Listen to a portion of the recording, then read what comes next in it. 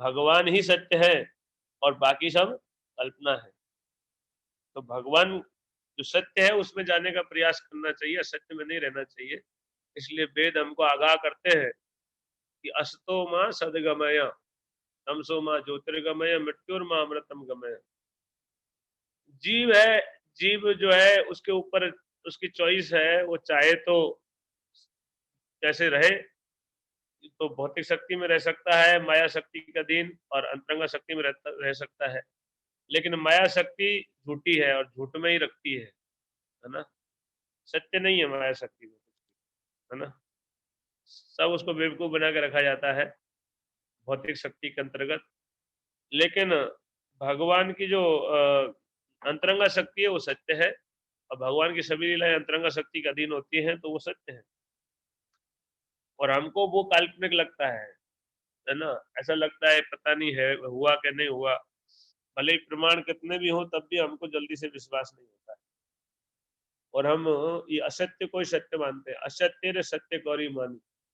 जो सत्य नहीं है उसको सत्य मानते हैं, तो ये हमारा रोग है, यही माया है ना। तो सत्य को स्वीकार कीजिए, और सत्य जैसे हम सच में हमारा या हमारे मित्र का, अपने परिजनों का उत्सव मनाते हैं, तो वास्तव में ऐसे ही इसी भाव से वास्तव में भगवान का उत्सव मनाना चाहिए प्रैक्टिकली।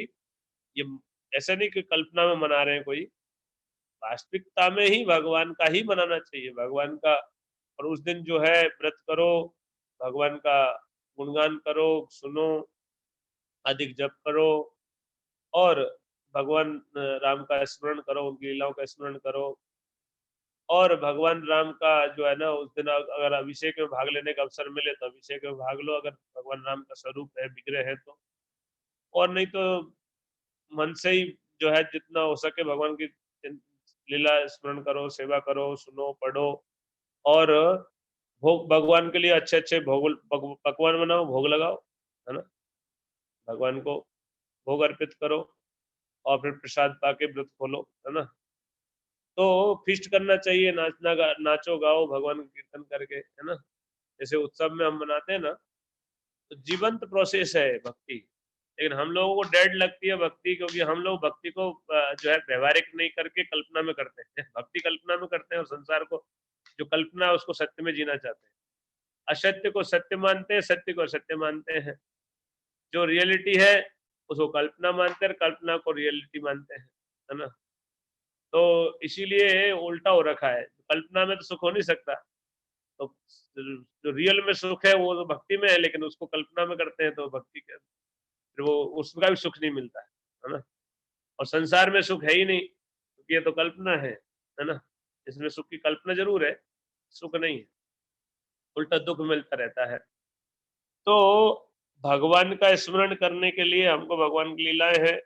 भगवान राम का चरित्र तो इतना महान है और प्रसिद्ध है। सब लोग भगवान राम के चरित्र से जो है अच्छे से जानते हैं।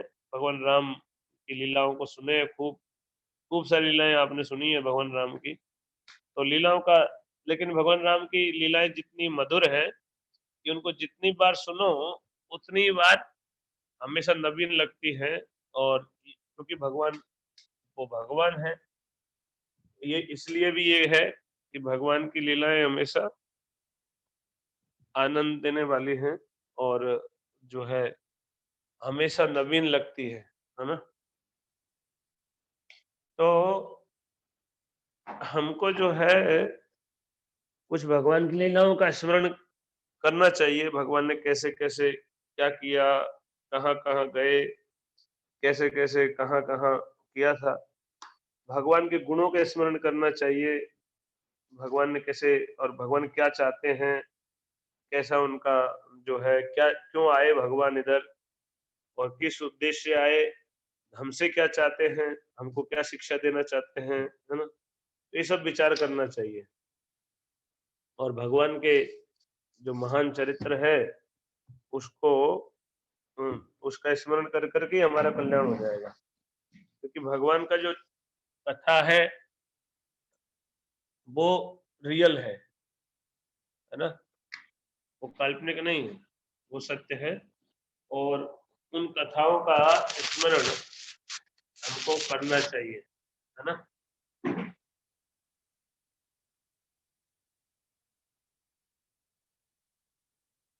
तो हम लोग वाल्मीकि रामायण से पढ़ेंगे। वाल्मीकि रामायण है मेरे सामने, और कौन सी लीला पढ़ना चाहेंगे आप लोग की, कोई इच्छा है विशेष?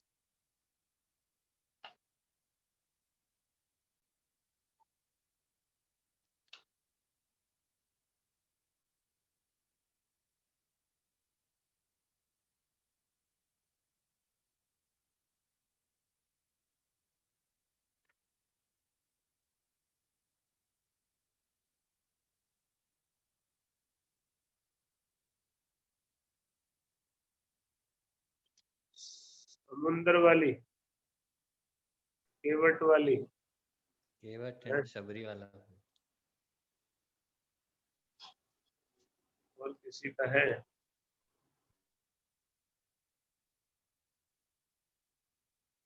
भरत मिलाप।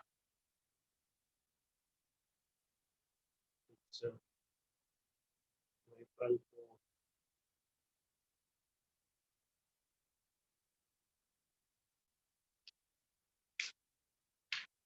पहले, सबसे पहले समुद्र का इन्होंने बोला था, तो वहीं से शुरू करते हैं।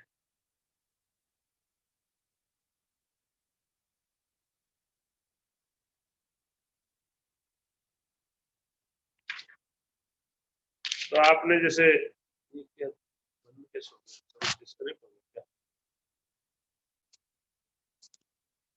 नहीं। हाँ। तो ये वर्णन आता है,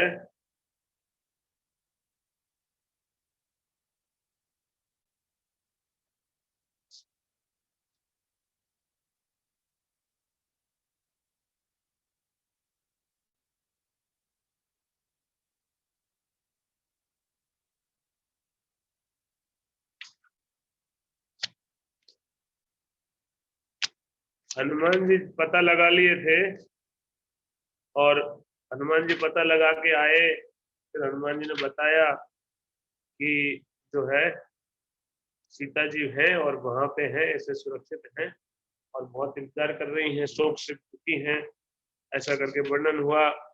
उसके बाद फिर निर्णय हुआ कि जाके उनपे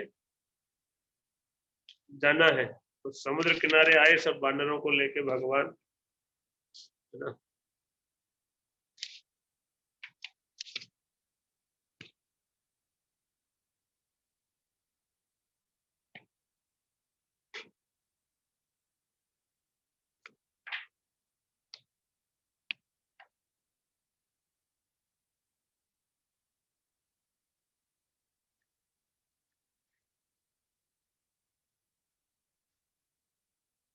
तो हनुमान जी के वचनों को क्रम से यथावत रूप में सुनकर सत्य पराक्रमी महातेजी भगवान श्री राम ने कहा कि हनुमत, मैं तुमसे सच कहता हूँ, तुमने उस भयानक राक्षस की जिस लंकापुरी का वर्णन किया है, उसे मैं शीघ्र ही नष्ट कर डालूंगा।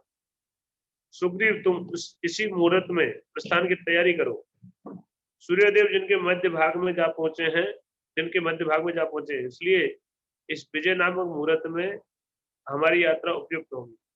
भगवान भी मुहूर्त का बताया कि विजय मुहूर्त है अभी, तो अभी इमीडिएटली प्रस्थान करना चाहिए। रावण सीता को हरकर ले जाए, किंतु वह जीवित बचकर कहा जाएगा? हाँ?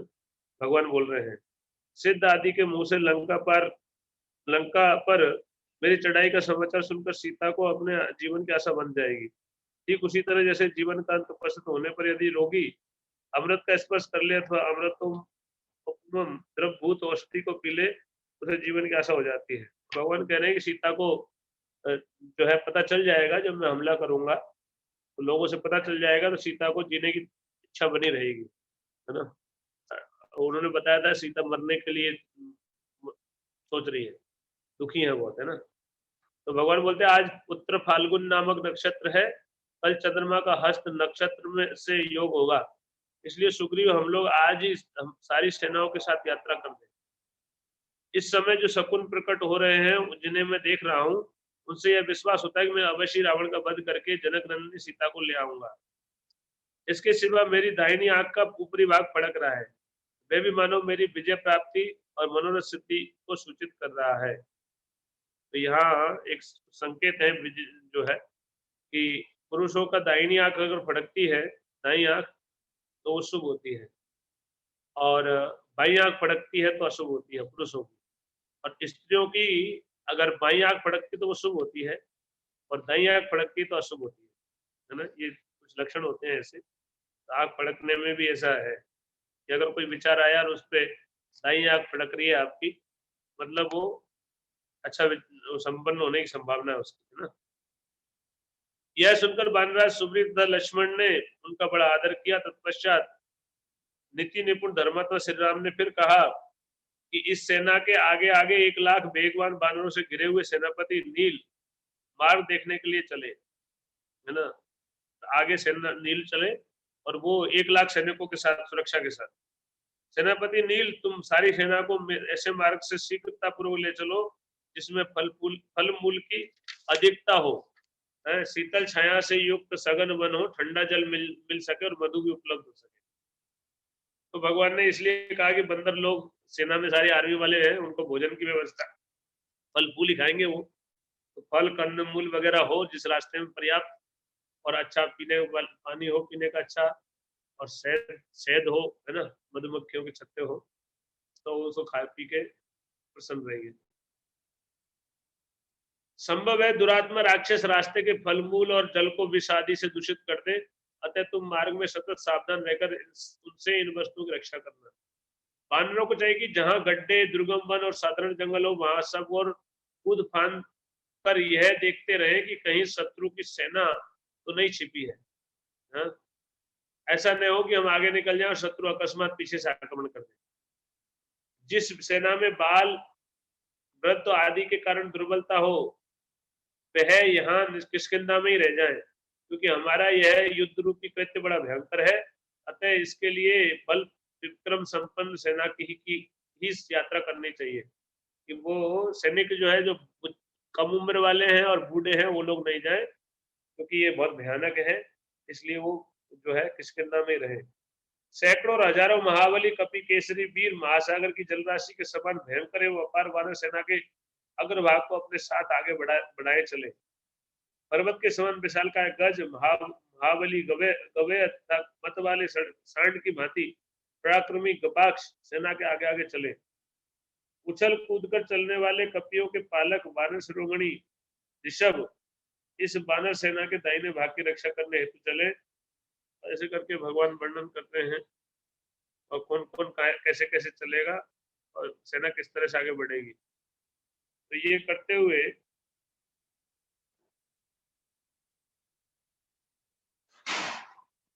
तो बंदर जो है वो, उनका वर्णन आता है कि उनमें से कुछ बानर उस सेना की रक्षा के लिए उछलते कूदते हुए चारों ओर चक्कर लगाते थे, कुछ मार्ग शोधन के लिए कूदते फांदते आगे बढ़ जाते थे, और कुछ बानर मेघों के समान गरजते, कुछ सिंहों के समान दहाड़ते, और कुछ किलकारियां भरते हुए दक्षिण दिशा की ओर अग्रसर हो रहे थे।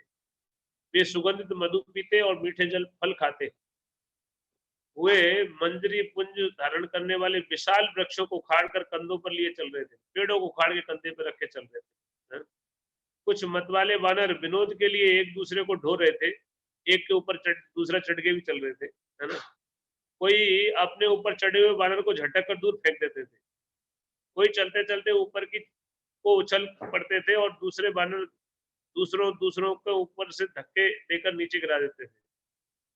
श्री रघुनाथ जी के समीप चलते हुए बानर यह कहते हुए गर्जना करते थे कि हमें रावण को मार डालना चाहिए, समस्त निशाचरों का भी संहार कर देना चाहिए। इस तरह से बहुत उत्साह के साथ सेना आगे बढ़ रही थी। अब आप सुनिए,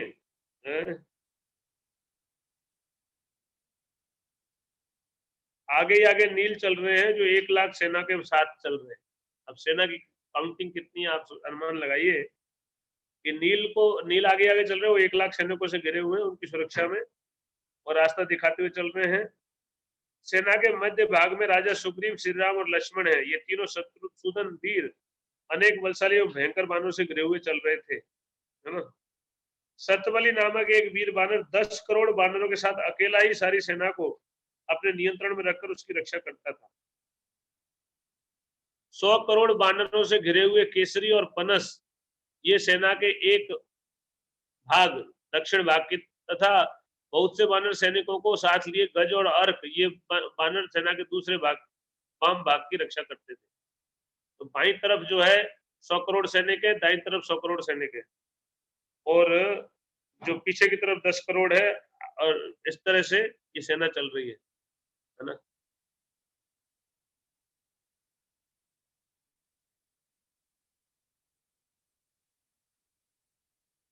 भारत की जितनी आज आबादी है उससे ज्यादा बड़ी सेना तो गिनती हो गई है ना।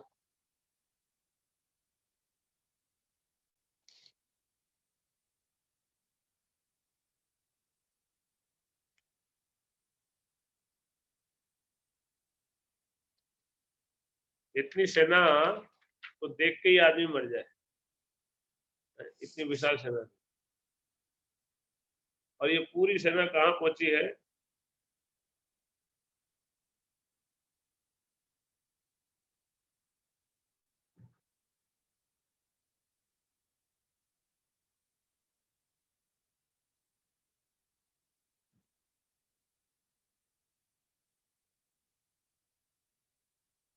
लक्ष्मण जो है वो अंगद के कंधे में बैठे थे और वो ये देखना चाह रहे थे कि सब कुछ शुभ शुभ तो हो रहा है। तो जो शुभ संकेत हो रहे थे उनको भगवान को बताते हैं कि संकेत शुभ है ना।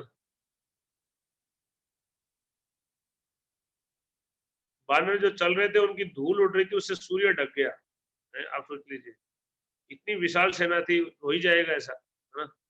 और उछलते कूदते चल रहे थे, उससे इतना गरज उड़ रहा था, उससे सूरज ढक गया, अंधेरा हो गया दिन में, इतनी सेना थी।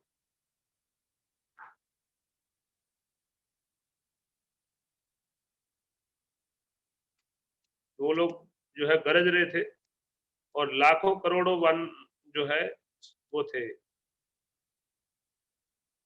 बानर थे, बानर और भालू।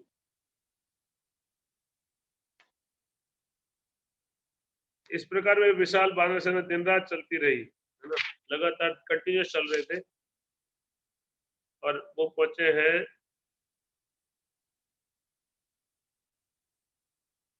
और रास्ते में पेड़ों को तोड़ लेते थे, पेड़ों को फल खा लेते थे। ऐसे उनका जो है रास्ता भी सुगम बना देते थे और भोजन भी हो जाता था।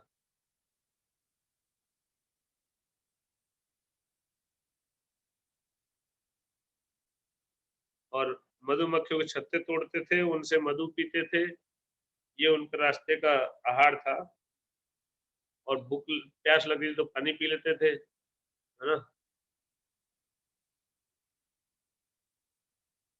महेंद्र पर्वत के शिखर पर आरूढ़ हो दशरथ नंदन भगवान श्री राम ने कछुओं और मत्स्यों से भरा हुआ समुद्र को देखा, है ना। तो इस प्रकार वे सैय्य तथा मलय को लांघकर क्रम से महेंद्र पर्वत के समीपवर्ती समुद्र के तट पर जा पहुंचे।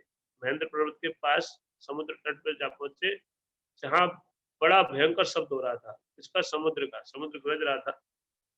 उस पर्वत से उतरकर भक्तों के मन को रमाने वालों में श्रेष्ठ भगवान श्री राम सुग्रीव और लक्ष्मण के साथ शीघ्र ही सागर तटवर्ती परम उत्तम वन में जा पहुंचे, जहां सहसा उठी हुई जल की तरंगों से प्रस्तर की शिलाएं धुल गई थी। उस विस्तृत सिंधु तट पर पहुंचकर श्री राम ने कहा, भगवान जब पहुंचे तो जो समुद्र की लहरें वो शिलाओं से टकरा के उछल रहा था पानी।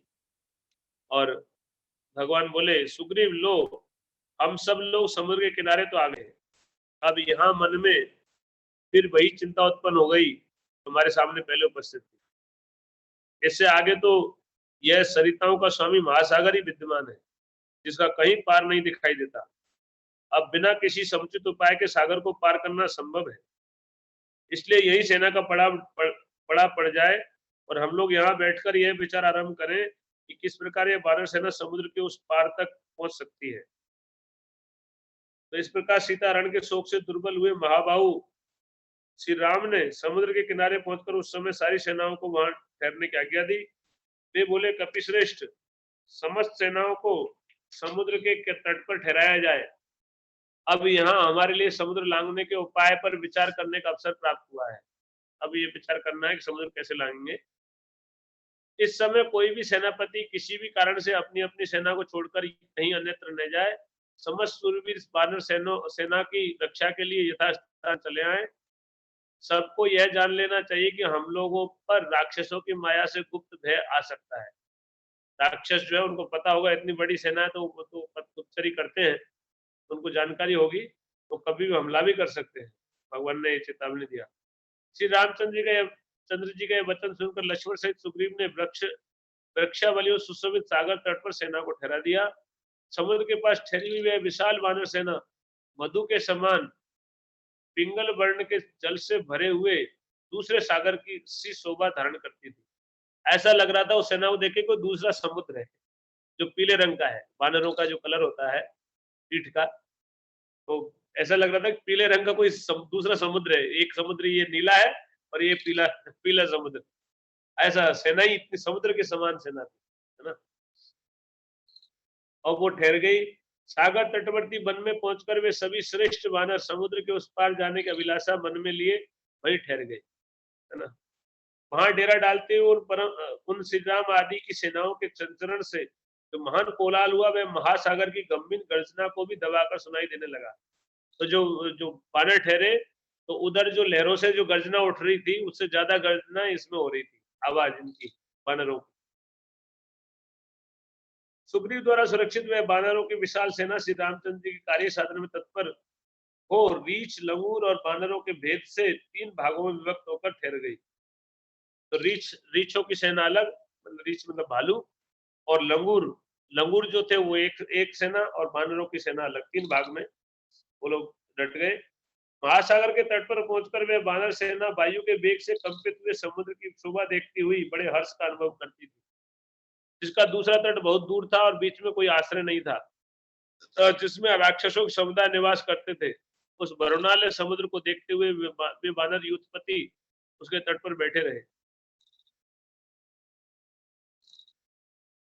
क्रोध में भरे हुए नाकों के कारण समुद्र बड़ा भयंकर दिखाई देता था। दिन के अंत और रात के आरंभ में प्रदोष के समय चंद्रोदय होने पर उसमें ज्वार आ गया।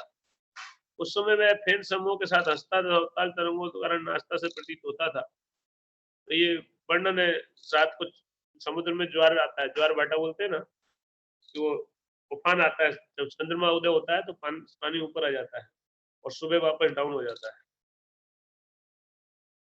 समुद्र बहुत भयानक था, उसकी वर्णन किया है, समुद्र कितना विशाल था। तो समुद्र का ही वर्णन है बहुत लंबा। उसके बाद भगवान जो है दुखी होते हैं सीता के लिए, तो भगवान का सीता के लिए शोक अध्याय का नाम है।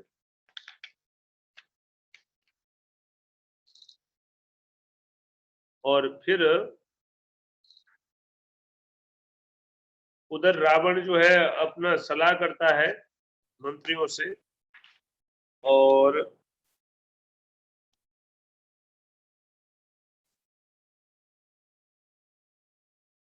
राक्षस जो है रावण को विश्वास दिलाते कि हम जीतेंगे क्योंकि आप बहुत महापराक्रमी हो। उनका वर्णन करते, गुणगान करते हैं, और जो है सब लोग बोलते हैं कि आने दो, हम मार देंगे। इंद्रजीत बोले इतना शक्तिशाली इंद्र को उसने हराया था, तो इसलिए हमारा कोई संभावना नहीं हारने का। तो ऐसे करके उसी सभा में विभीषण जो है रावण को बोलता है कि भगवान राम को कोई नहीं जीत सकता, तो आपको सीता को लौटा देना चाहिए। उस पर रावण बहुत गुस्सा हो जाता है और विभीषण को अपमान करता है और विभीषण को निकाल देता है। और जब विभीषण निकल जाता है तो कई अपशकुन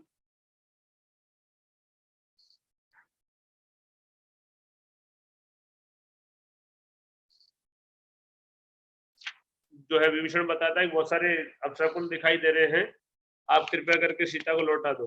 लेकिन रावण एक भी नहीं सुनता है और फाइनली ये होता है कि विभीषण को ही निकाल देता है वो, है ना। अब फिर रावण एक काम करता है कि वो जो है सेना का पड़ाव वो है समुद्र के किनारे, और भगवान राम की सेना का, और इधर उनको पता है रावण को कि हाँ वहां की सेना वहां आ गई है, लेकिन वो सोच रहा है कि पार कैसे करेगी, है ना।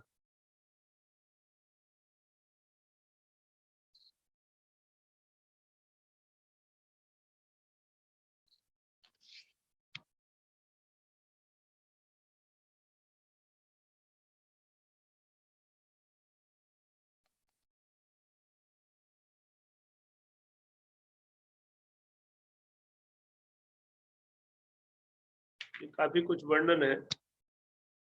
फिर अच्छा, ये विभीषण को निकाला नहीं, विभीषण बार बार प्रार्थना कर रहा है कि सीता को लौटा दो, है ना।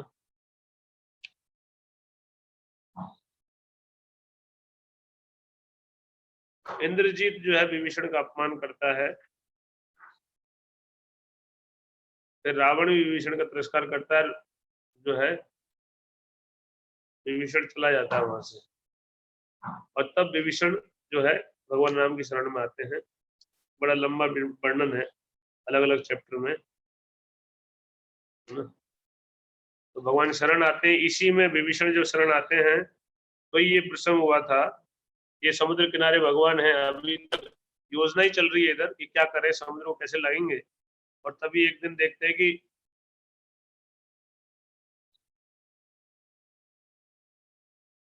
देखिए, ये सुनिए आप, ये बड़ा सुंदर प्रसंग है।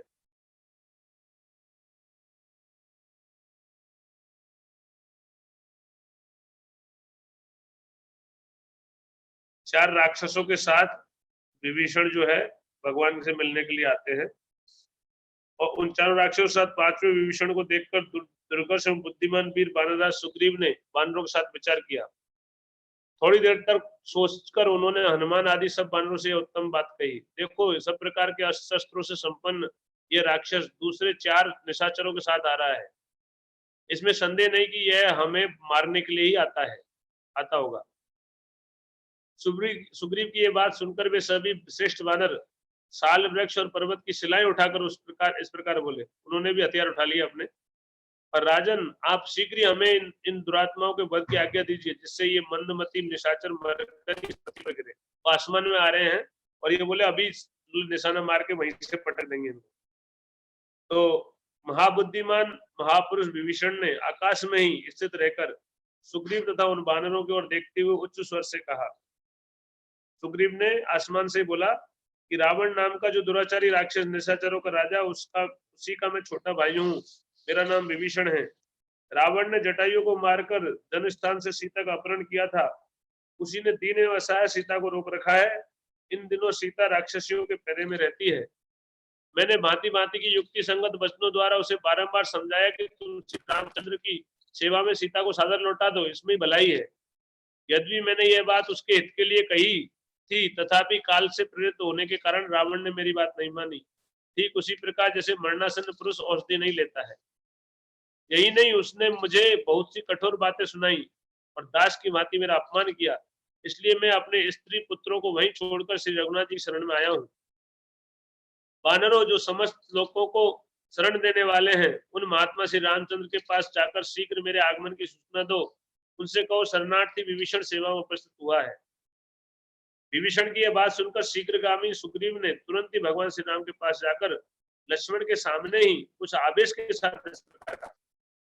अब जो है सुग्रीव तुरंत जो है, वो तो बहुत फास्ट थे, एक छलांग लगा के फट से भगवान के सामने प्रकट हो गए। और लक्ष्मण और भगवान के सामने उन्होंने बोला कि प्रभु, आज कोई बैरी जो राक्षस होने के कारण पहले हमारे शत्रु रावण की सेना में सम्मिलित हुआ था, अब अकस्मात हमारी सेना में प्रवेश पाने के लिए आ गया है।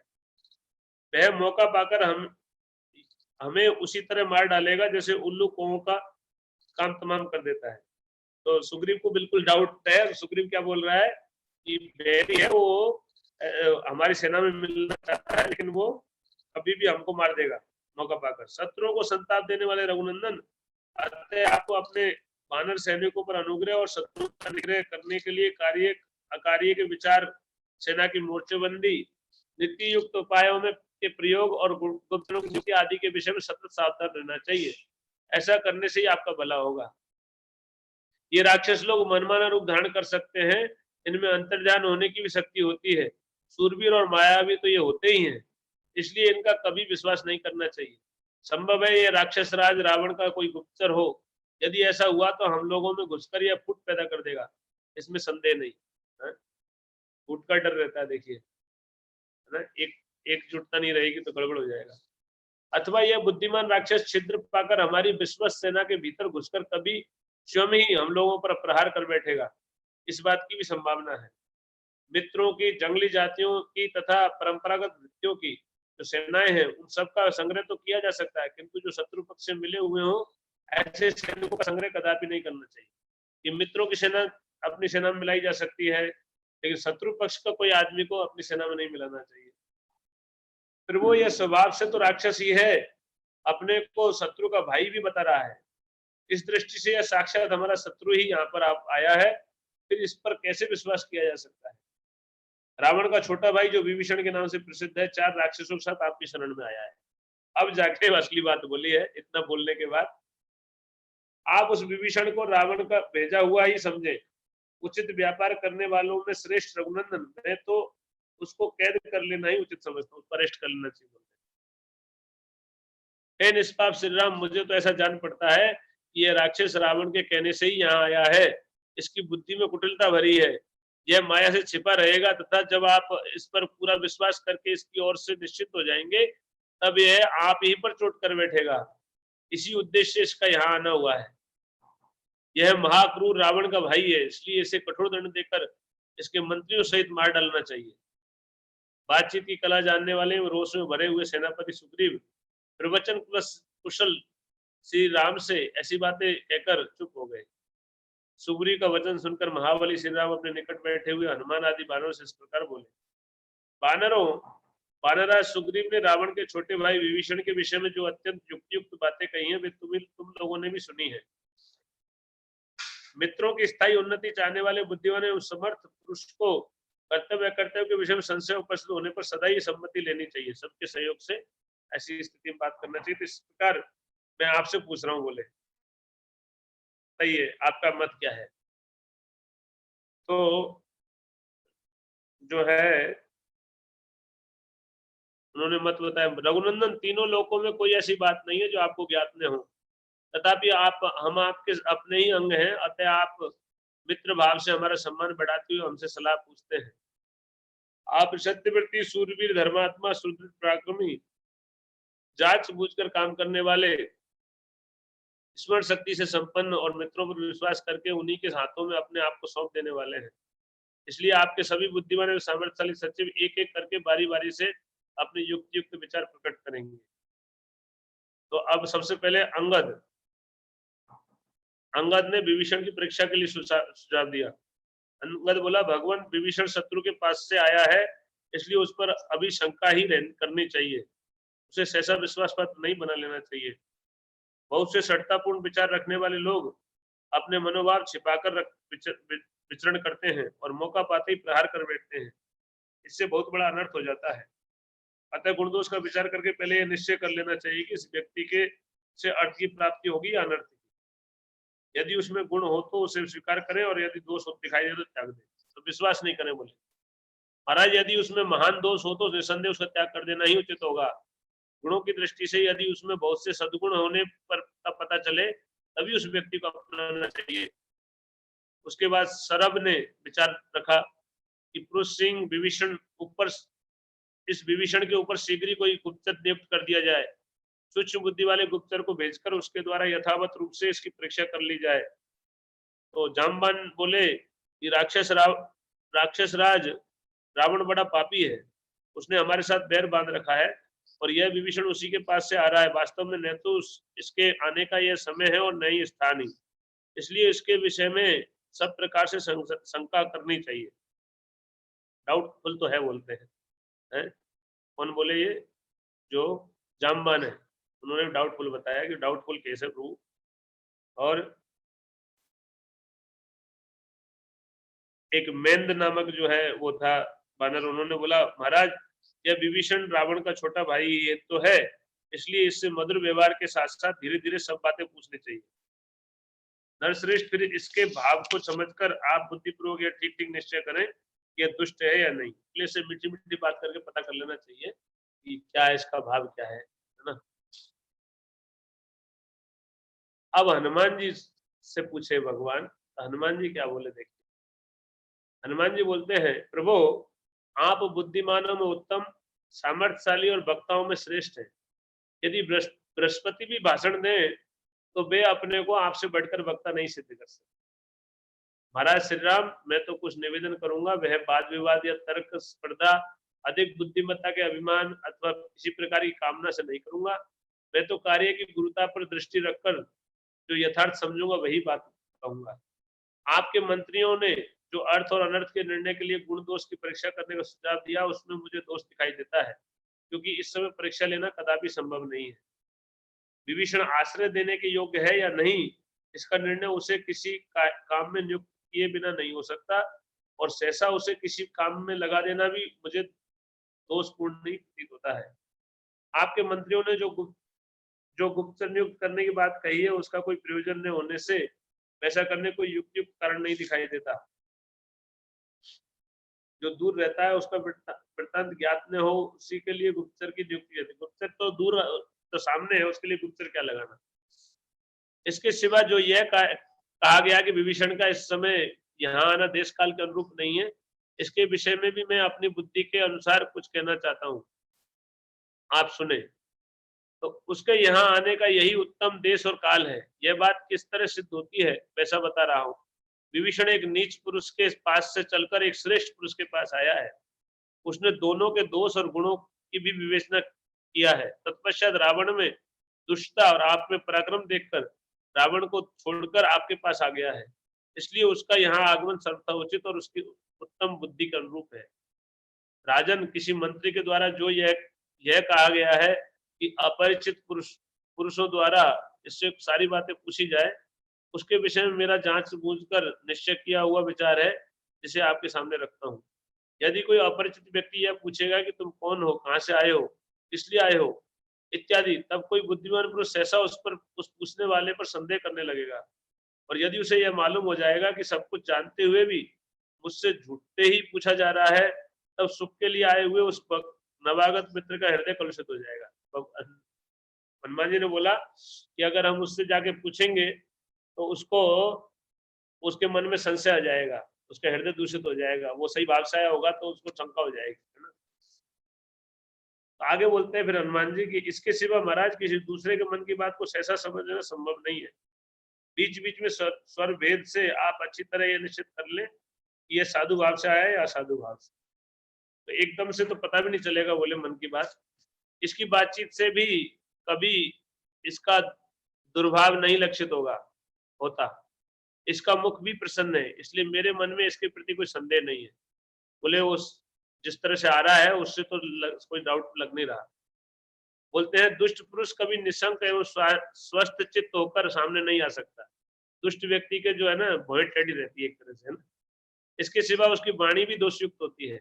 अतः मुझे इसके विषय में कोई संदेह नहीं है, क्योंकि विभीषण ने साफ साफ कहा था, और जबकि कपट नहीं दिखा, हनुमान जी को कपट दिखा नहीं उसकी वाणी बात में, उसके चेहरे के हावभाव से। कोई अपने आकार को कितना ही क्यों न छिपाए, उसके भीतर का भाव कभी छिप नहीं सकता।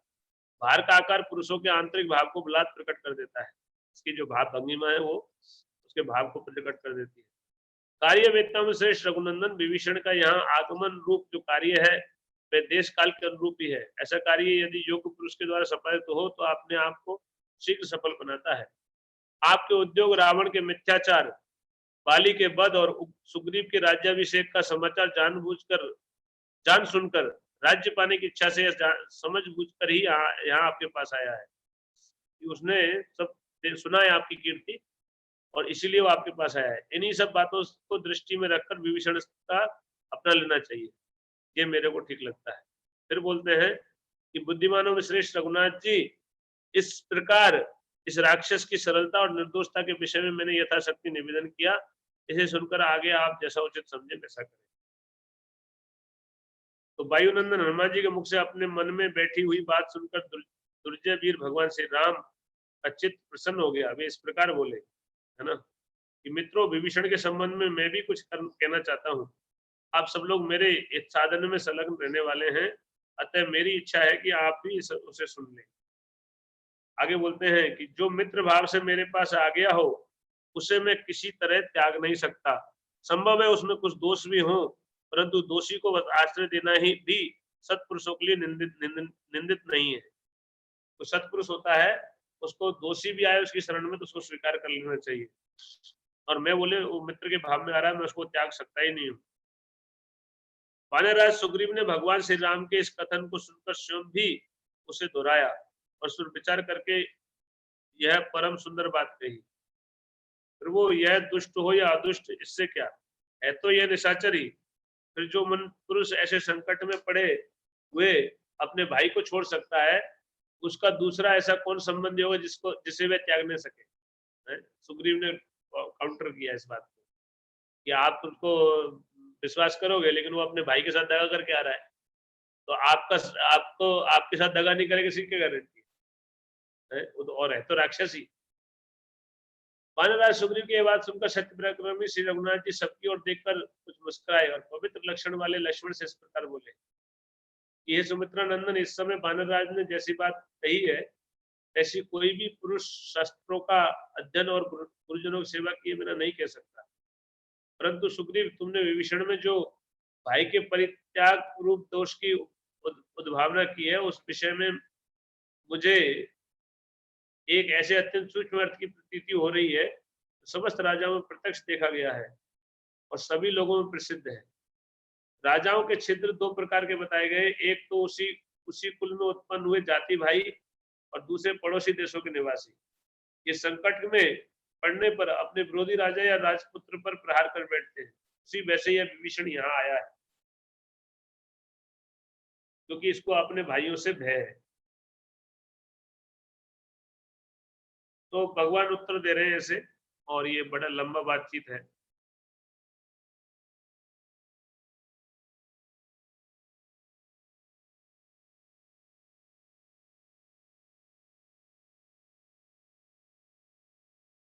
अब जो है सुग्रीव ने वापस यही बोला कि मैं तो यही कहता हूँ, उसको अरेस्ट कर लेना चाहिए, बाकी आप जानो, है ना।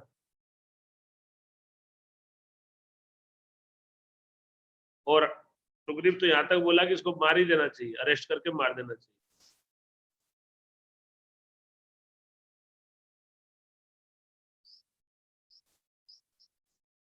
लेकिन भगवान उनको समझाए ना।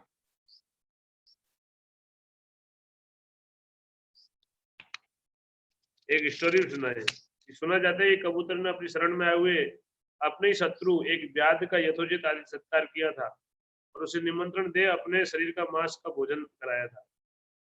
तो वो बहुत उच्च आदर से भगवान ने बताया यहाँ पे कि वो हमें मारने भी आया, लेकिन हमारी शरण में आया तो हमारा कर्तव्य यही है कि हमको उसको शरण देनी चाहिए। बोलते हैं भगवान की यदि शत्रु भी शरण में आए और दीन भाव से हाथ जोड़कर दया की याचना करे तो उस पर प्रहार नहीं करना चाहिए, तो उसको मारने के बाद अच्छा नहीं है, ऐसे बोले।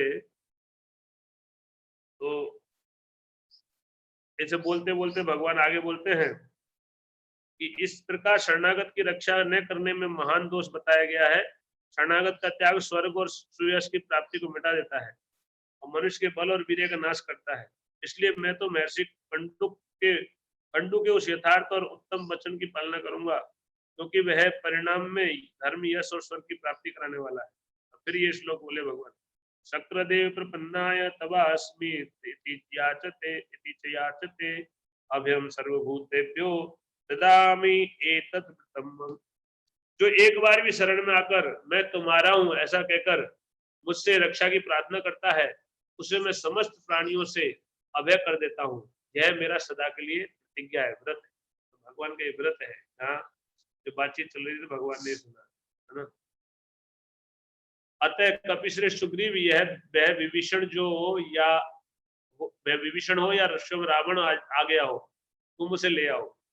मैंने उसे अवैधान दे दिया है, उसको डरना नहीं है। तो भगवान का निर्णय सुनकर सुग्रीव जो है उनको बड़ा बोले कि आप ही ऐसा कर सकते हैं, और फिर उनको लेने गए। तो ये एक वर्णन हुआ।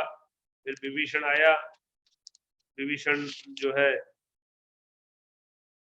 को अभिषेक कर दिया भगवान ने, और लंका जो है उसको बोले तुम ही आगे के लंकापति हो, रावण का वध निश्चित है। अब रावण दूत भेजा और वो दूत पकड़ा गया, है ना। दूत आया और उसको यहाँ है फिर उसी दौरान जो है ना, भगवान राम ने समुद्र के तट पर कुशा बिछाकर 3 दिन तक धरना दिया। समुद्र का दर्शन न देने से कुपित हो उसे बाण मारकर विक्षुब्ध कर देना। ये एक वो है पूरा वर्णन यहाँ पे है कि तदनंतर श्री रघुनाथ जी समुद्र के तट पर कुशा बिछाकर महासागर के समक्ष हाथ जोड़कर पूर्वाभिमुख हो वहां लेट गए। पूर्व की दिशा में मुंह करके लेट गए और भूख बिल्कुल व्रत करने लगे। उस समय शत्रुसूदन श्री राम ने सर्प के शरीर की भांति कोमल और वनवास के पहले सोने के बने हुए सुंदर आभूषणों से सदा विभूषित रहने वाली अपनी एक भाय को तकिया बना रखा था। हाथ का तकिया बना रखा है और लेटे हुए हैं। अयोध्या में रहते हुए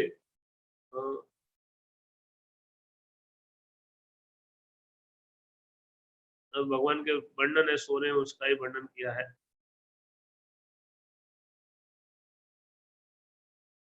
इस प्रकार उस समय वहां 3 रात लेटे रहकर नीति के ज्ञाता धर्मवत्सल श्री रामचंद्र जी सरिताओं के स्वामी समुद्र की उपासना करते रहे, परंतु नियम पूर्वक रहते हुए श्री राम जी के द्वारा यथोचित पूजा और सत्कार पाकर भी उस मंदमती महासागर ने उन्हें अपने आदि देविक रूप का दर्शन नहीं कराया।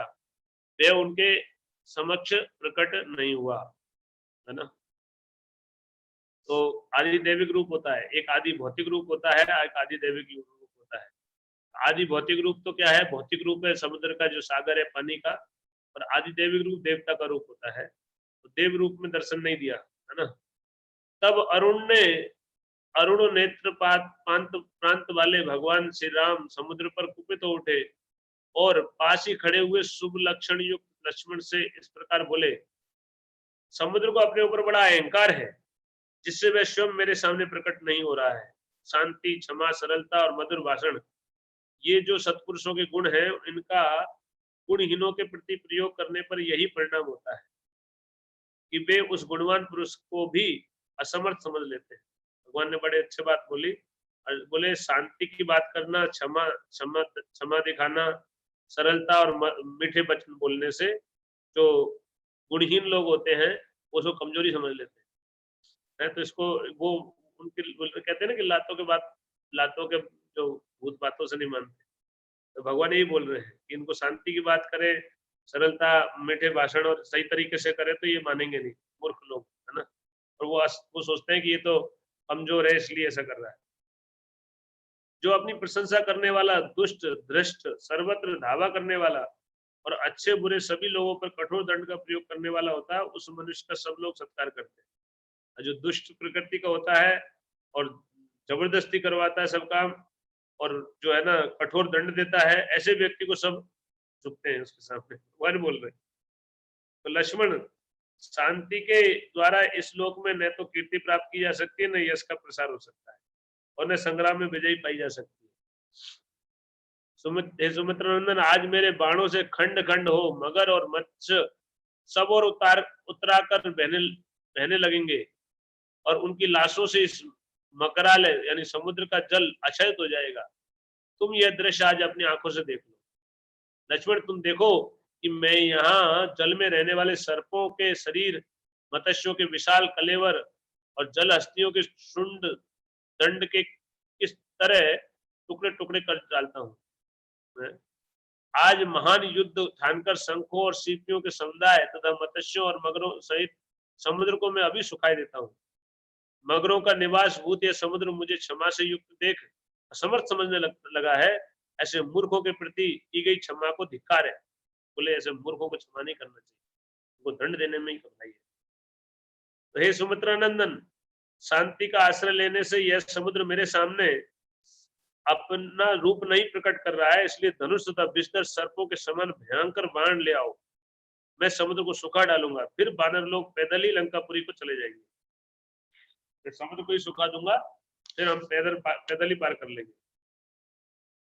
यद्यपि समुद्र को अक्षोभ्य कहा गया है, फिर भी आज कुपित होकर मैं इसे विक्षिप्त कर दूंगा।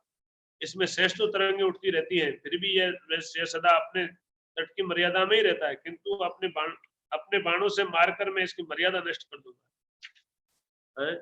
बड़े बड़े दानवों से भरे हुए इस महासागर में हलचल मचा दूंगा, तूफान ला दूंगा। भगवान बोलते यो कहकर दुर्धर्ष वीर भगवान श्री राम ने हाथ में धनुष ले लिया, कि क्रोध में आंखें फाड़ फाड़ कर देखने लगे और प्रलय अग्नि के समान प्रज्वलित हो उठे। प्रलय की अग्नि के समान आंखों में से आग निकलने लगी भगवान के।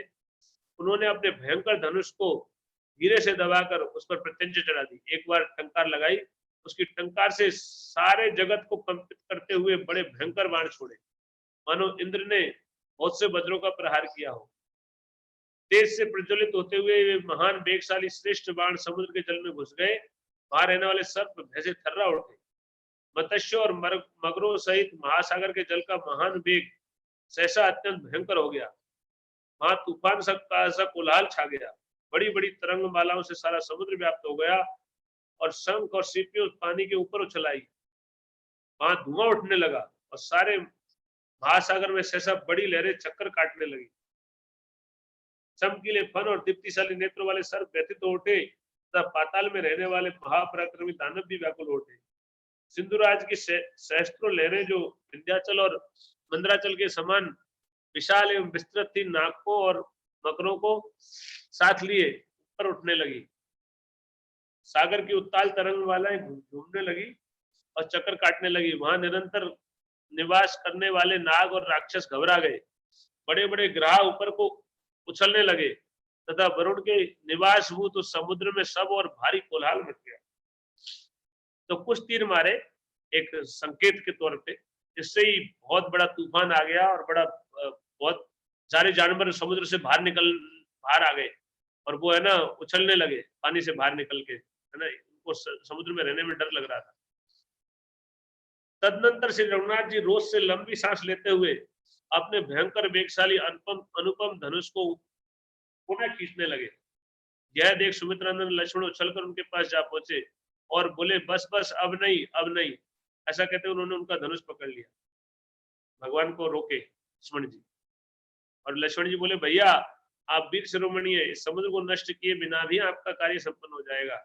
आप जैसे महापुरुष क्रोध के अधीन नहीं होते हैं। अब आप सुदीर्घ काल तक उपयोग में लाए जाने वाले किसी अच्छे उपाय पर दृष्टि डालें, कोई और दूसरी उत्तम युक्ति सोचे। तो इसी समय अंतरिक्ष में अव्यक्त रूप से स्थित महर्षियों और देवऋषियों ने भी, हाय यह तो बड़ा कष्ट की बात है, ऐसा कहते हुए अब नहीं, अब नहीं कहकर बड़े जोर से कुलाल किया। अब और नहीं, और मत करिए, ये ठीक नहीं है ना। सब ऋषि भी आवाज किए। तब रघुकुल तिलक श्री राम ने समुद्र से कठोर शब्दों में कहा।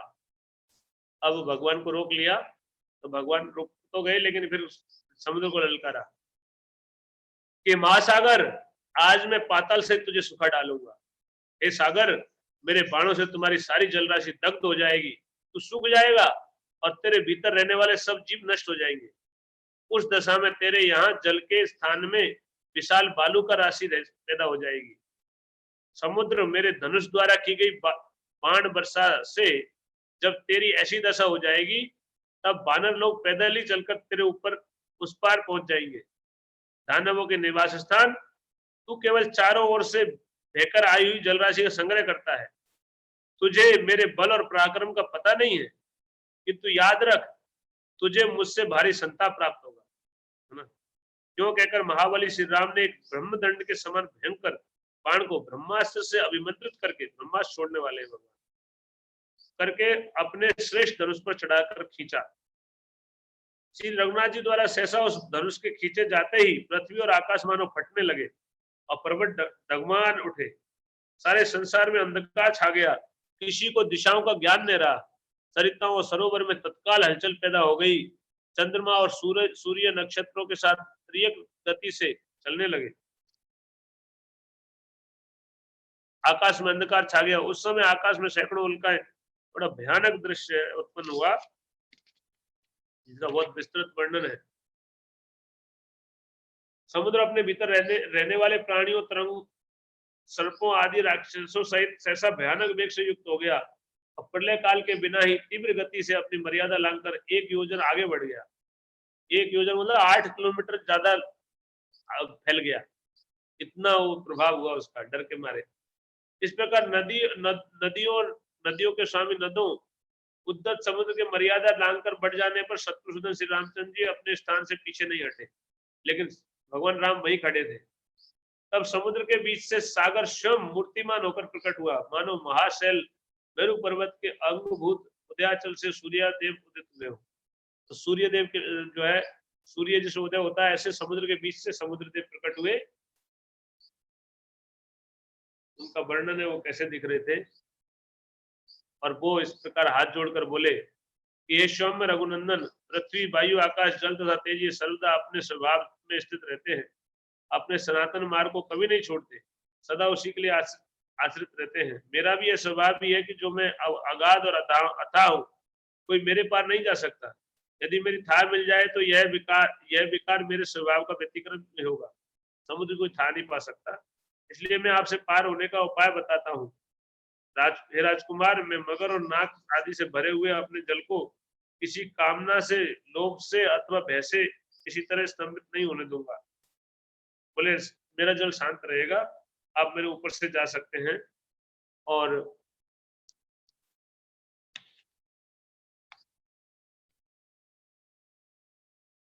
मैं ऐसा उपाय बताऊंगा जिससे आप मेरे पार चले जाएंगे, ग्राह्य बानरों को कष्ट नहीं देंगे, सारी सेना पार उतर जाएगी और मुझे भी खेद नहीं होगा। मैं आसानी से सब कुछ सह लूंगा। बानरों के पार जाने के लिए जिस तरह पुल बन जाए ऐसा प्रयत्न मैं करूंगा। तो श्री रामचंद्र ने उससे कहा, वर्णालय मेरी बात सुनो, मेरा यह विशाल बाण अमोघ है, बताओ इसे किस स्थान पर छोड़ा जाए। बोले मैंने बाण धारण कर लिया, अब उसको छोड़ना कहाँ है वह बताओ।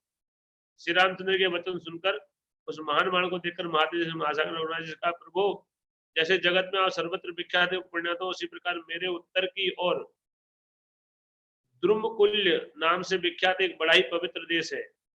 वहां आबीर आदि जातियों के बहुत से मनुष्य निवास करते हैं, जिनके रूप और कर्म बड़ी भयानक है। ये सब के सब पापी और लुटेरे हैं, है ना। तो उनके ऊपर आप ये छोड़ दीजिए। तो भगवान ने उनको छोड़ दिया और बोलते हैं कि वह वज्र और अश्नि के समान तेजस्वी बाण जिस स्थान पर गिरा था, वह स्थान उस बाण के कारण ही पृथ्वी दुर्गम मरुभूमि के नाम से प्रसिद्ध हुआ। ये जोधपुर वाला क्षेत्र ही लगता है, ये उत्तर में इधर ही रेगिस्तान है। तो बोलते हैं कि वो भगवान राम ने जो बाण छोड़ा तब से मरुभूमि हो गया।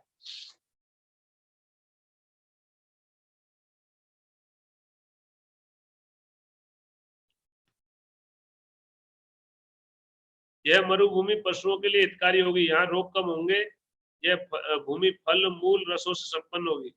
भगवान ने ये भी बोला कि ये मरुभूमि में ये लाभ भी प्राप्त है। यहाँ घी आदि चिकने पदार्थ अधिक सुलभ होंगे, दूध की भी बहुतायत होगी, यहाँ सुगंध छाई रहेगी और अनेक प्रकार की औषधियां उत्पन्न होंगी। तो मरु प्रदेश को भगवान ने आशीर्वाद दिया। और फिर जो है भगवान ने नल जो है समुद्र में जो है उपाय बताया कि नल को लेके आप जो है समुद्र के ऊपर पुल बना सकते हैं।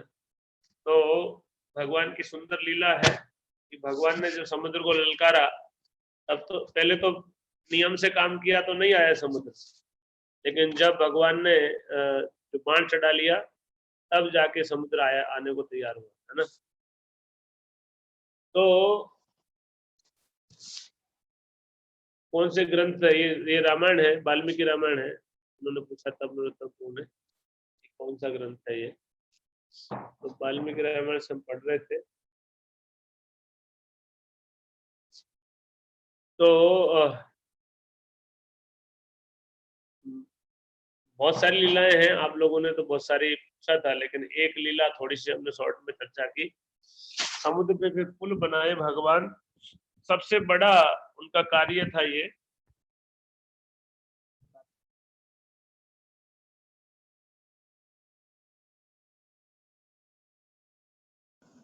तो म्यूट हो गया आपका, वॉइस नहीं आ रही है, तो म्यूट हो गया।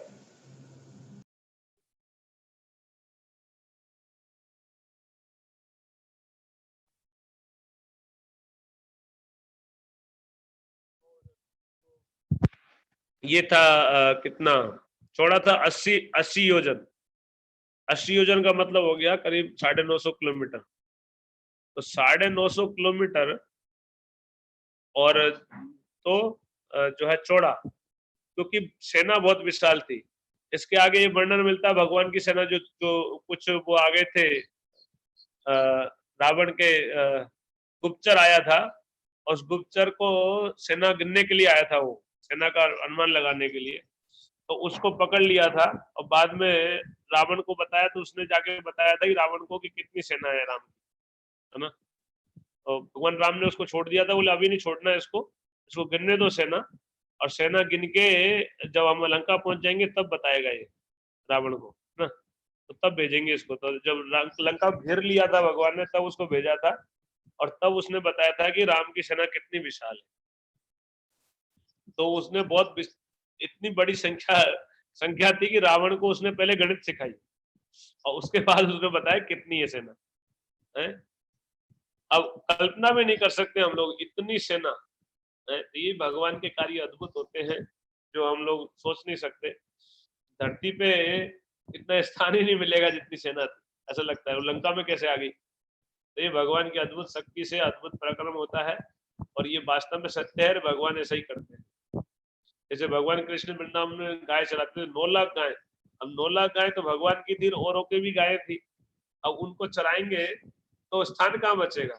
लेकिन वर्णन है तो भगवान का क्या, वृंदावन धाम तो भगवान का शाश्वत धाम है, वो अपने को अकोमोडेट कर सकता है अकॉर्डिंगली। तो ये भगवान की लीलाएं अद्भुत होती है, और भगवान की अंतरंगा शक्ति का दिन संपन्न होती है, इन पे संशय नहीं करना चाहिए। लेकिन ऐसा किया भगवान ने, भगवान तो अद्भुत ही कार्य करते हैं। भगवान तो सारे संसार ही कितना अद्भुत है, और ये संसार तो भगवान की कुछ करते ही नहीं है, भगवान इच्छा मात्र से संसार चलता है, बनता है। तो हमको ये भगवान की जो सुंदर लीला है इनको स्मरण करके हमको शिक्षा लेनी चाहिए, भगवान के प्रति समर्पण बढ़ाना चाहिए, और भगवान का भजन बढ़ाना चाहिए। इस युग में भगवान प्राप्ति का मार्ग हरिनाम है, जो गंभीरता से करना चाहिए। हरे कृष्ण कृष्ण कृष्ण हरे हरे, हरे राम राम राम हरे हरे। कोई प्रश्न है आप लोगों का? हरि बोल। तो हरे कृष्णा है? हरे कृष्णा तो इसमें यही थोड़ा वो रहता है कि जैसे अपन इसका वर्णन सुनते हैं सेना का, तो इतना ज्यादा सेना था तो लगता है कि जैसे अभी करंट श्रीलंका और पृथ्वी है वो तो बहुत छोटा है साइज में, इतना उसमें सेना अकोमोडेट नहीं हो पाएगा। तो पृथ्वी एक्सपेंड करता है जब भगवान आते हैं तब? नहीं, पृथ्वी एक्सपांड नहीं करता। भगवान की लीलाएं अंतरंगा शक्ति का अधीन होती है, तो अंतरंगा शक्ति से वो भगवान करते हैं अरेंजमेंट, है ना। भगवान जैसे भगवान अद्भुत कार्य करते ही हैं, तो भगवान कृष्ण भी लीला में किए हैं ऐसा। अभी वो तो वृंदावन में थे, ठीक है, लेकिन जो जैसे बताते हैं कि जब भगवान रास रचाए थे तो गोपियां अनगिनत थी, है ना, असंख्य गोपियां थी, और भगवान असंख्य रूपों में उनके साथ रास रचाए थे, और रास स्थली छोटी सी दिखती है ना। तो ऐसे भगवान ऐसा कर सकते हैं, भगवान तो कुछ भी कर सकते हैं। भगवान ये तो भगवान कर सकते हैं, संसार को छोटे में बड़ा और बड़े में छोटा कर सकते हैं। जैसे भगवान कृष्ण ने बोलते हैं कि रास के दिन एक रात को ब्रह्मा जी एक कल्प के बराबर कर दिया था। अब कैसे समझेंगे इसको, है ना। एक कल्प के बराबर कर दिया था एक रात को। एक कल्प मतलब 1000 युगों के बराबर एक रात है। तो ये भगवान ऐसा कर सकते हैं, और वो कल्प के बराबर रात थी, वो यही रात के बराबर निकल गई, है ना। तो ये भगवान की लीलाएं हैं, वो अद्भुत है ना। तो इन पे डाउट नहीं करना चाहिए। भगवान अपनी अंतरंगा शक्ति से, हम लोग जो जानते हैं वो भौतिक शक्ति को थोड़ा बहुत जानते हैं, पूरा उसको भी नहीं जानते। लेकिन भगवान की लीलाएं अंतरंगा शक्ति के अंतर्गत होती है, और अंतरंगा शक्ति का तो हमको बिल्कुल भी अनुभव नहीं है कि अंतरंगा शक्ति किस तरह से कार्य करती है। भगवान की भौतिक शक्ति कितनी विचित्र रूप से कार्य करती है, अद्भुत है ना। देखो ना संसार को, आप देखो कि कितना अद्भुत तरीके से संसार में कार्य होते हैं, हम लोग सोच ही नहीं सकते कुछ भी। और ये भौतिक शक्ति है भगवान की, जो निकृष्ट शक्ति है। भगवान बोलते हैं मेरी निकृष्ट शक्ति है, और अंतरंगा शक्ति में भगवान लीलाएं होती है। तो भगवान की लीलाएं अंतरंगा शक्ति द्वारा संपन्न होती है। जैसे भगवान कृष्ण है वो छोटे से हैं और उनको बांधने के लिए रस्सियां छोटी पड़ गई सारी, है ना। तो अब वो उसको कैसे समझेंगे प्रैक्टिकली है कि पूरे गांव की रस्सियां लग गई और बंधे नहीं, और यशोदा मैया फिर भी बांध रही थी, ये भी आश्चर्य की बात। तो ये तो सब अंतरंग शक्ति के अंतर्गत भगवान की लीलाएं होती है, और हम अंतरंग शक्ति का हमको अनुभव ही नहीं है, इसलिए हम लोग, लेकिन इसको ये नहीं सोचना चाहिए कि ऐसा नहीं है ना, क्योंकि ऐसा इसलिए है कि वो भौतिक शक्ति के अंतर्गत नहीं है, अंतरंग शक्ति के अंतर्गत है, और भौतिक शक्ति अलग तरह से कार्य करती है, अंतरंग शक्ति अलग तरह से कार्य करती है ना। ठीक है, और किसी कोई प्रश्न है?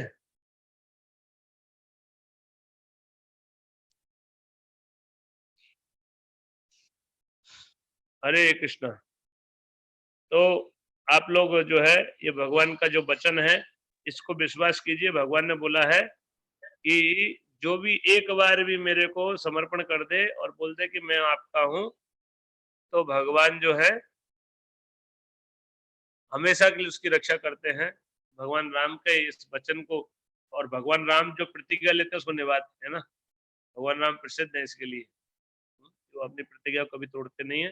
भगवान राम की प्रतिज्ञा है ये, तो हमको भगवान को समर्पण करना चाहिए हृदय से, और उनका हो जाना चाहिए, है ना। हरे कृष्णा। जय श्री रामचंद्र भगवान की जय।